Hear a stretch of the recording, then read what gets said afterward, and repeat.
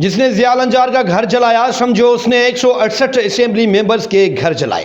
یہ بیان خود کو دانشور اور تاریخ دان کہلانے والے سید سردار شاہ کی جانب سے اسمبلی میں دیا جاتا ہے، لیکن ان فوٹیجز کو دیکھیں۔ یہ قوم پرست تنظیم کا ایک کارکن ہے جو ٹرالر پر چڑھ کر باہیں پھیلا کر کھڑا ہے اور کہہ رہا ہے کہ اس گاڑی کو نقصان پہنچانے سے پہلے مجھے نقصان پہنچا۔ یہ ایک سنگین دہشت گردی کا واقعہ ہے جو آج ضیاء الحسن لنجار کے ساتھ ہوا ہے، کل کسی کے ساتھ بھی ہو سکتا ہے۔ اسمبلی فلور سے حکومتی صف میں بیٹھے لوگ جھوٹ بولتے ہیں کہ مظاہرین نے لنجار ہاؤس کو آگ لگائی، پولیس پر مظالم ڈھائے، اس کے بعد 2 مظاہرین مارے گئے، لیکن حقیقت یہ ہے کہ 20 لوگ احتجاج کر رہے تھے۔ پولیس نے وہاں سے مظاہرین کو پکڑا اور ہاتھ باندھ کر غریب نوجوانوں پر فائر کھول دیا۔ پیپلز پارٹی کو سبھی مخالفین دہشت گرد انڈیا کے ایجنٹ نظر آنے لگے ہیں۔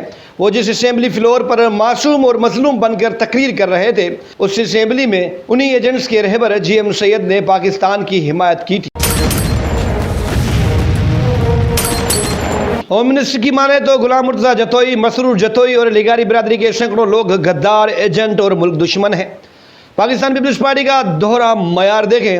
اسمبلی فلور پر خود کہہ رہے تھے کہ سندھ کے لوگ ماضی میں گیس اور بجلی مانگتے تھے، اب لوگوں کا صرف ایک ہی مطالبہ ہے کہ پانی دو۔ میں آپ سے پوچھتا ہوں، کیا سندھ کے 7 کروڑ سندھیوں کو گیس اور بجلی کی سہولت مل چکی ہے؟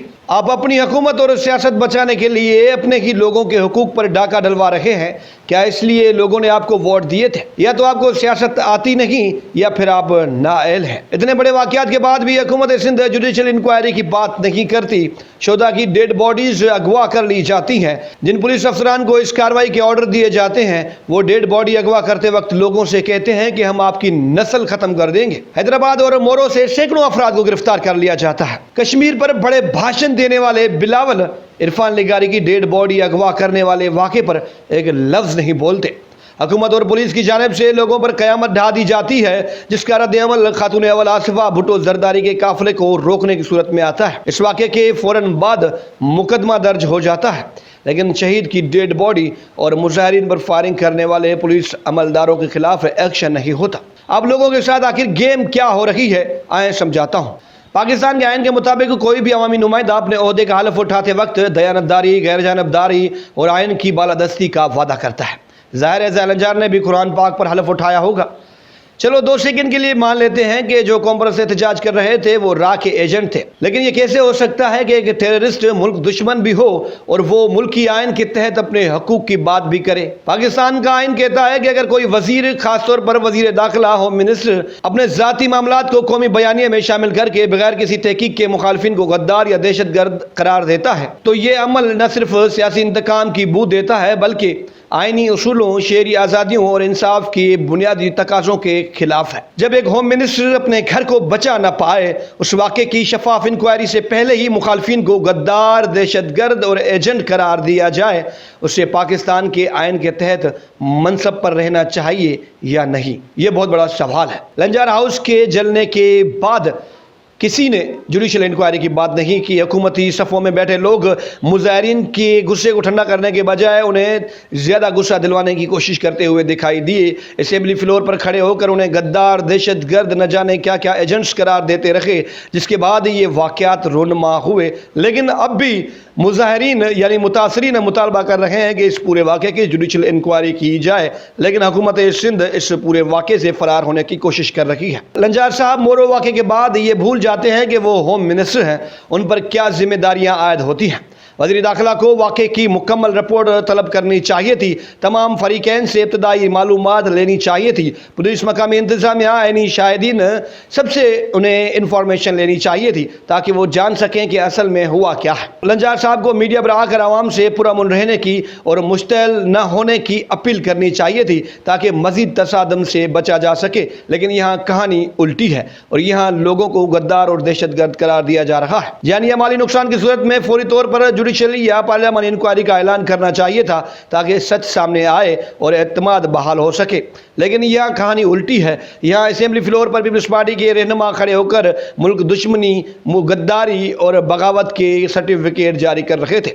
ایسے وقت میں کسی بھی سیاسی جماعت یا گروہ پر بغیر ثبوت کے الزام لگانا غیر ذمہ دارانہ عمل ہوتا ہے۔ وزیر کو نیوٹرل، آئینی اور بالغ نظری پر مبنی رویہ اپنانا چاہیے تھا۔ لنجار صاحب نے غلام مرتضیٰ جتوئی، مسرور جتوئی اور دیگر لوگوں کو غدار، ملک دشمن اور انڈیا کا ایجنٹ قرار دیا، لیکن اس بیرسٹر کی بات مانے تو یہ سارے مقدمات ضیاء الحسن لنجار پر ہی درج ہو سکتے ہیں، یعنی کہانی الٹی پڑ سکتی ہے کہ یہی ایف آئی آر جس میں ضیاء لنجار کمپلیننٹ ہے یا جو بھی اس نے آگے کیا ہوا ہے کمپلیننٹ، اور اس میں آپ جوابدار ہیں، آپ جو ہے وہ اکیوزڈ ہیں، اگر یہ انویسٹیگیشن آپ کے کاؤنٹر ورژن کو صحیح ثابت کرتی ہے تو اسی ایف آئی آر میں جو چالان جمع ہوگا میجسٹریٹ کے پاس، اس چالان میں سیم ایف آئی آر جس میں لنجار مدعی آپ جوابدار ہیں، اسی میں آپ مدعی بن جائیں گے، ضیاء لنجار جوابدار بن جائیں گے۔ کیونکہ پاکستان میں غداری کے سرٹیفکیٹ بانٹنا پاکستانی جرنیلوں اور سیاستدانوں کی پرانی عادت رہی ہے۔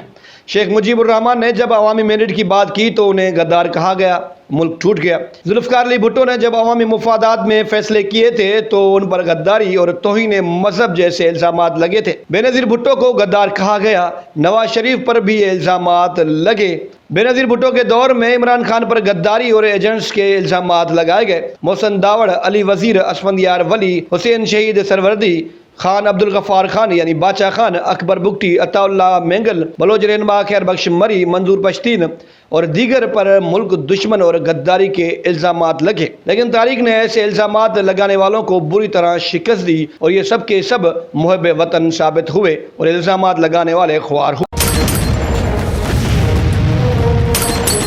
کشمیری حریت رہنما کا ایک مشہور نعرہ تھا، باہر نکلو تمہاری جمہوریت کا جنازہ نکل رہا ہے۔ پیپلز پارٹی آج وہی حالات سندھ میں پیدا کر چکی ہے۔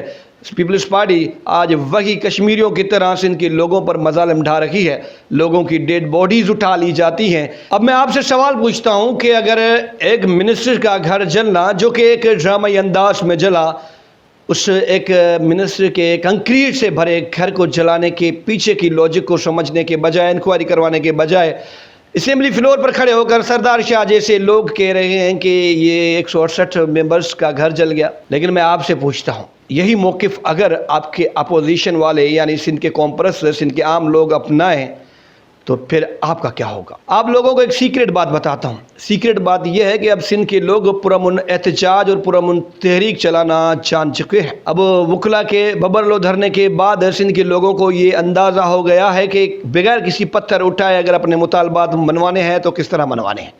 اور یہ مورو میں بھی 20 لوگ احتجاج کر رہے تھے لیکن کسی نے شرارت کی۔ ہو سکتا ہے کہ یہ ہوم منسٹر اور کامپرس دونوں کو ہی پھنسانے کے لیے کسی اور نے شرارت کی ہو۔ اس کی انکوائری کروانا حکومت کی ذمہ داری ہے۔ ابھی تک انکوائری نہ ہونا یہ حکومت کی غفلت میں شمار ہوتا ہے۔ اب حکومت کو ڈر ہے کہ کہیں سندھ کے کامپرس مل کر، سندھ کے وکلا مل کر ایک بار پھر سے اگر سڑکوں پر آ گئے اور پرامن طریقے سے احتجاج کیا تو پنجاب کی نہ صرف شاخیں ہل جائیں گی بلکہ وفاقی حکومت کی چیخیں کراچی، مورو، نوشر و فروز اور ببرلو بائی پاس تک سنائی دیں گی۔ دیکھیں ایک ڈکٹیٹر نے بھٹو کی ڈیڈ باڈی کو چھپا کر لاڑکانے میں یعنی گڑی خدا بخش میں پہنچایا تھا۔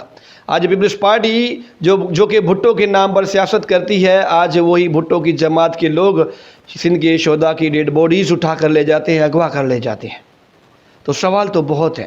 حکومت وقت کو چاہیے کہ معاملات کو سنجیدگی سے اور غیر جانبداری سے حل کریں تاکہ سندھ میں امن برقرار رہے اور پاکستان کو زیادہ نقصان نہ ہو، اور اس سازش کے پیچھے جو بھی چہرے ہیں، جو بھی کردار ہیں، انہیں سب منظر عام پر لانا حکومت وقت کی ذمہ داری ہے۔